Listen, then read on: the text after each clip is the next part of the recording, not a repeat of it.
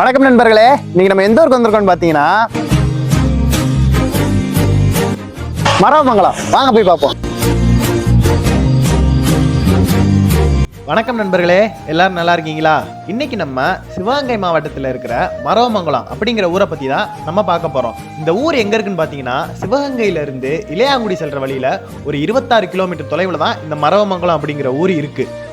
நம்ம சேனலுக்கு முதல் முறையாக வர நண்பர்கள் சப்ஸ்கிரைப் பண்ணி சப்போர்ட் பண்ணுங்கள்.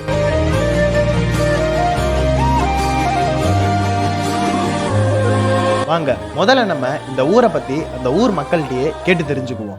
வணக்கம்ண்ணே. வணக்கம் ஐயா. உங்க பேருண்ணே? என் பேரு முத்துராமலிங்கம் ஐயா. நீங்க இந்த மரவமங்கலம்? நான் இந்த மரவமங்கலம். இந்த ஊர்ல எத்தனை பேர் இருப்பாங்க மொத்த குடும்பம்? 1000 குடி இருக்கும்யா. 1500 குடி இருக்கும்யா. சரி. அப்புறம் இந்த ஊரோட பிரதான தொழில் என்னன்னு? இப்போ பிரதான தொழில் விவசாயம். விவசாயம் தான் பிரதான தொழில். வருஷத்துக்கு 3 மாசம் 4 மாசம் விவசாயம் நடக்கும். அதுக்கு பிறகு வேற எந்த வேலையும் இல்லை.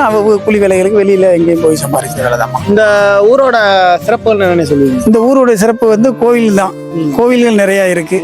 அரியநாச்சி அம்மன் கோயில்னு இருக்கு, பண்டைய காலத்து கோயில், அது பழைய காலத்து கோவில். அதே மாதிரி ஐயனார் கோயில்னு அப்படின்னு ஒண்ணு இருக்கு, ஈஸ்வரன் கோயில்னு இருக்கு. இதுதான் வந்து இந்த ஊரினுடைய மிகப்பெரிய ஒரு சிறப்பு.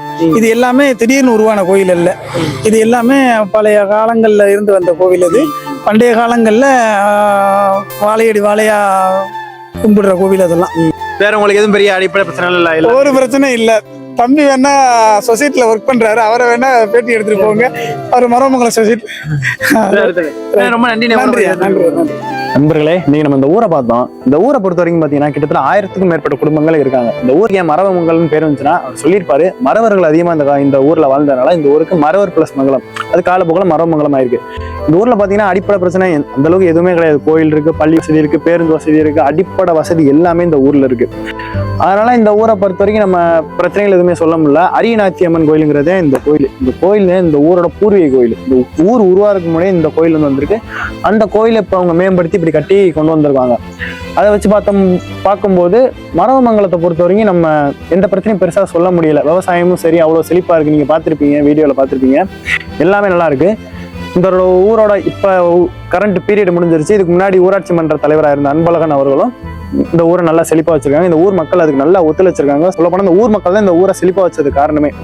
இது மாதிரி தான் ஒவ்வொரு ஊரும் நாங்கள் இருக்குன்னு ஆசைப்படுறோம். ஒவ்வொரு ஊராட்சி மன்ற தலைவர் இப்படி இருக்குன்னு ஆசைப்படுறோம். அதனால ஒவ்வொரு ஊராட்சி மன்ற தலைவரும் சரியா செயல்படாத ஊராட்சி மன்ற தலைவர்கள் இதை பார்த்து கொஞ்சம் நீங்க மேம்படுத்திக்கிட்டா நல்லது. மீண்டும் அடுத்த ஒரு ஊர்ல நம்ம இதே மாதிரி சந்திப்போம். நன்றி.